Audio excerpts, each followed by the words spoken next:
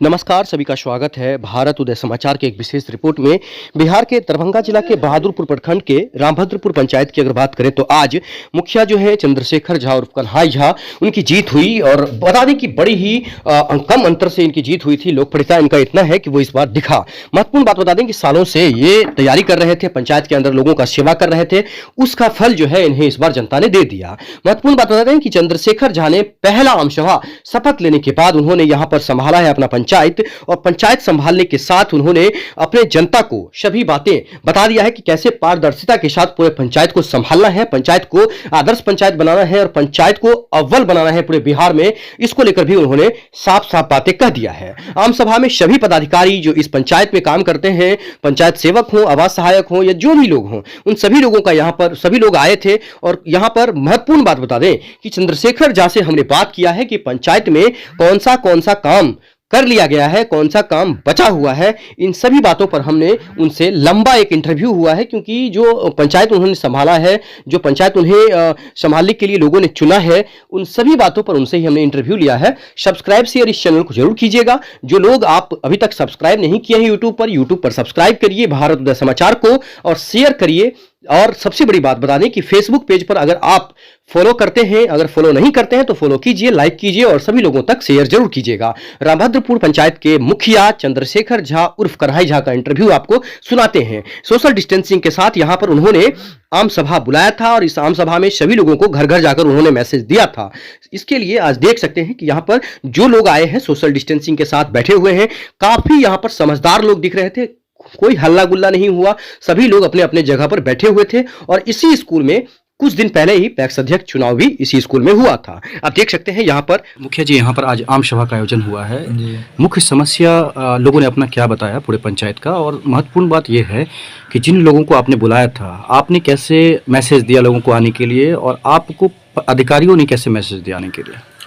हमको पंचायत सचिव जी के द्वारा एक लेटर रिसीव कराया गया और उसके बाद व्हाट्सएप पर भी मैसेज आया था। क्या नाम है उनका?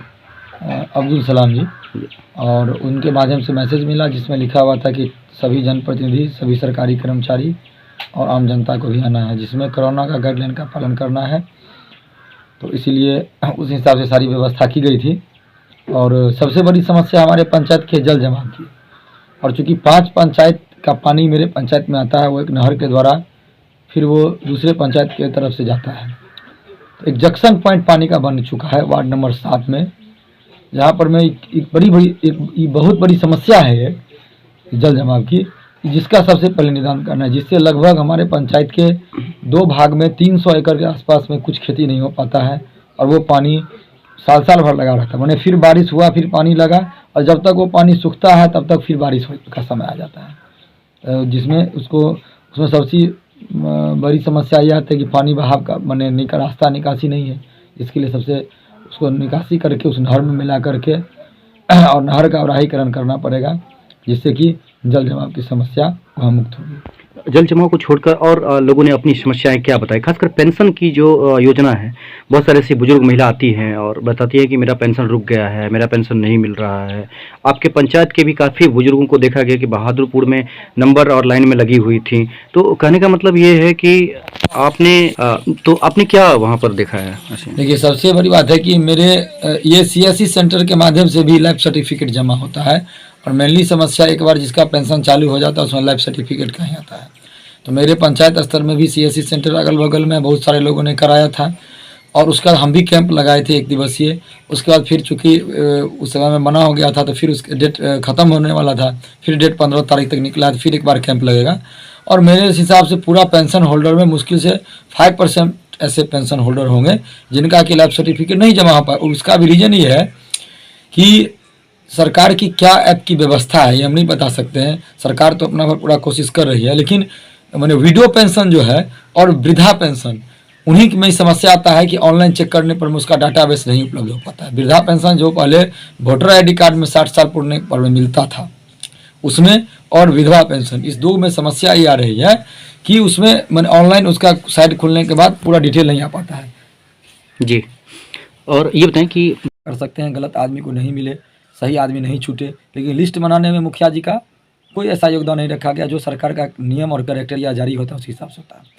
तो एक बार प्रधानमंत्री आवास योजना में मेरे ख्याल से 16-17 के आसपास ये कहा गया कि सब आदमी फॉर्म जमा कीजिए और आम सभा से पारित होगा, जिसमें हमारे पंचायत में लोगों का नाम नहीं जुटा और 2 नाम ही जुट पाया, जिसके लिए भी आम सभा का अनुमोदन से पास करके उसको वो अयोग्य थे, एक डिलीट कर दिया गया और एक आदमी को दिया जा रहा है। तो मेरे यहाँ प्रतीक्षा सूची आज 6 मंथ से ख़त्म है।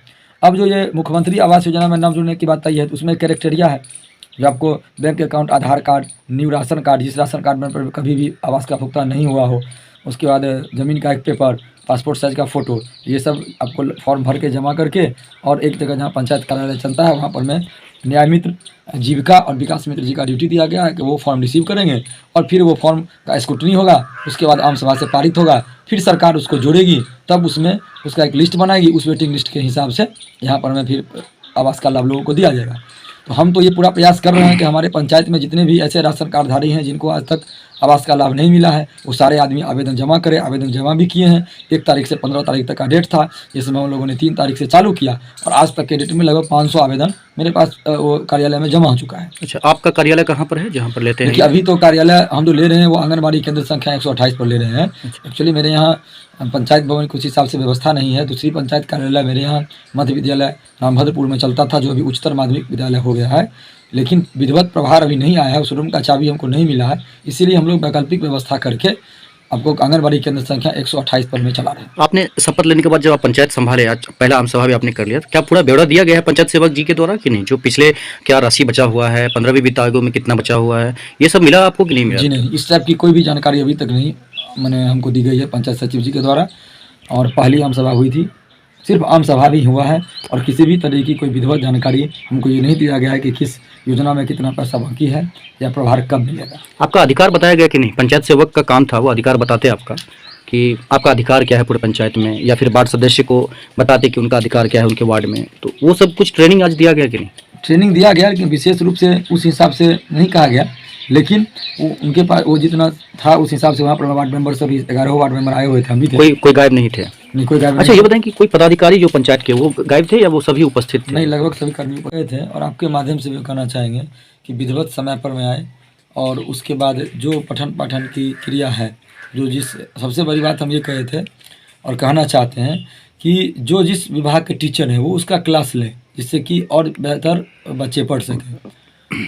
और चूँकि अभी तो लॉकडाउन में किस तक बंद ही हो गया है, तो इसलिए विशेष कुछ हम नहीं कहा। कोरोना को लेकर क्या संदेश देंगे जनता को? क्योंकि जो गाइडलाइंस लगातार जो है गाइडलाइंस आ रहा है सरकार का, तो उसको लेकर, क्योंकि आज भी जो है 100 लोग मरीज जो है पॉजिटिव निकले हैं, कुल टोटल 100 हो गए हैं, तो उसको लेकर आप क्या संदेश देंगे? आज भी मेरे यहाँ 15 से 18 साल के बच्चों के लिए कैंप लगा हुआ था वहीं विद्यालय पर ही, और कोरोना को लेकर के हम आशा कर्मी भी हमारे आम सभा में आए हुए थे। टोटल उन सारे लोगों को मैंने कहा कि प्रेरित करके, और नहीं हो तो डोर टू डोर जैसे सरकार की व्यवस्था थी जा करके, एक भी 15 से 18 साल तक के बच्चे नहीं छूटना चाहिए और उनको वैक्सीन पड़ जाना चाहिए, क्योंकि कोरोना का बहुत ज़्यादा रफ्तार बढ़ रहा है। ठीक है, बहुत बहुत धन्यवाद। लाभ लेने लायक हैं उनको वो योजना दी जाए। इस योजना के बारे में आज कुछ बोले नहीं न कोई कर्मी, और चूंकि मुझे प्रभार मिला नहीं है, तो विधिवत जब मिलेगा तभी हम फाइल देख करके ये बता पाएंगे कि कौन सा योजना चला, किस योजना में कितना पैसा उठा, या मान लीजिए कौन सा योजना बाकी है, सिर्फ पेपर पर ही काम हो गया।